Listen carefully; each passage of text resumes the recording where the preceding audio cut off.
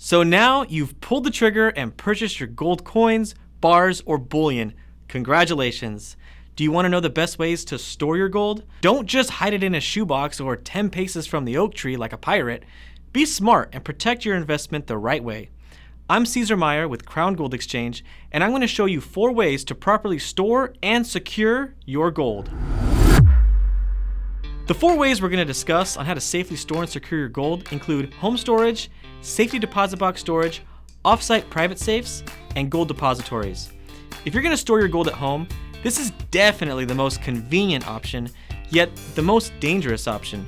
Storing your gold at home makes you vulnerable to both thieves and fires, but I'm going to help you mitigate those risks with these tips. Start by using a TL rated safe. They don't sell these safes at Costco or Target. TL means it's torch resistant on all 6 sides, and it's also tool resistant. Better still, they're fire resistant. But for more protection, put your gold inside of a fire resistant safe inside your TL rated safe.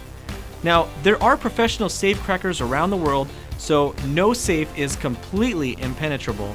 However, a TL rated safe buys you the absolute most time as possible as a deterrent. The number after TL means that out of the top 1% of safe crackers in the world, this is the fastest time that he or she would be able to open that safe.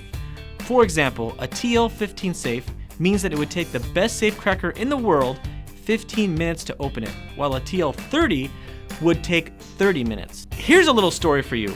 The man behind the camera, unfortunately, was a victim of a terrible house fire, and for the last time, it wasn't my fault. Thankfully, no one was hurt. He had a TL rated safe, and not only did the combination lock completely melt off, but so did the handle. It took a locksmith over 8 hours to open the safe. The cash and gold was inside a fireproof box inside the TL rated safe, and nothing was damaged. There was some smoke surrounding the cash, so if you didn't want to get your cash or gold to get dirty, put it inside a plastic bag inside the fireproof box inside the safe. Man, this is starting to sound like the flea on the wing on the fly on the frog on the bump on the log on the hole in the bottom of the sea song. You know what I'm saying? Anyways, don't just buy a gun safe. Make sure your safe is TL rated. I'd also recommend you bolt your safe to the ground, so if a thief gets tired of trying to break in, they can't just push your safe out the door. Make sure to get a camera pointed at the safe as well. 2 would be even better. One that's cloud-based and one that's tied to your home DVR.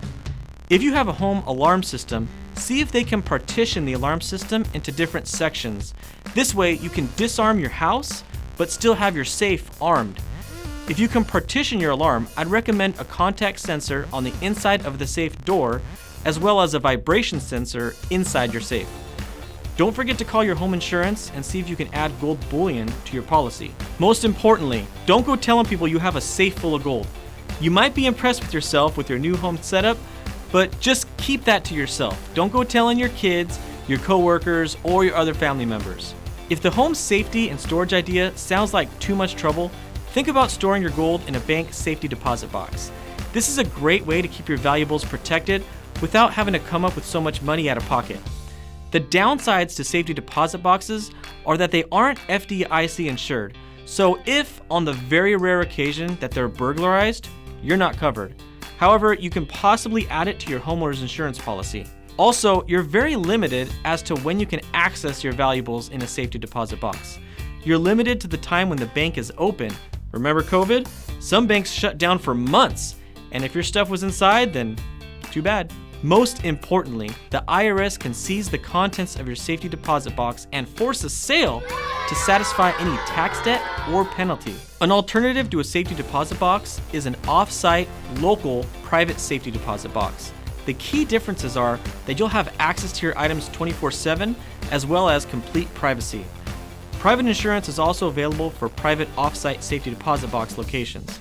There's also no probate lockout upon the death of the owner, as is the case with bank safety deposit boxes. The 4th way to store your physical gold investment is to use an offsite depository. Offsite depositories are fully insured and secure locations that store your gold for you.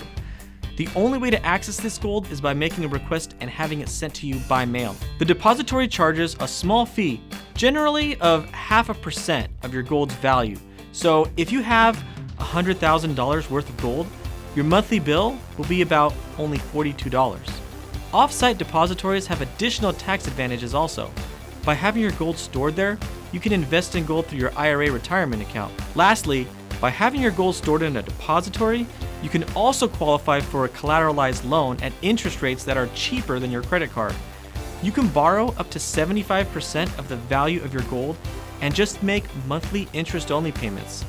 As the price of gold goes up, you can even increase your loan amount without having to put any more gold in. Be careful though, because if the price of gold goes down, they'll require you to make a loan paydown payment.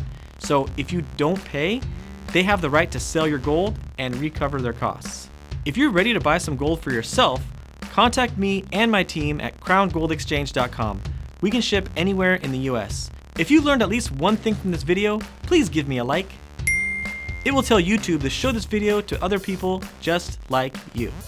Again, thanks for watching and stay golden.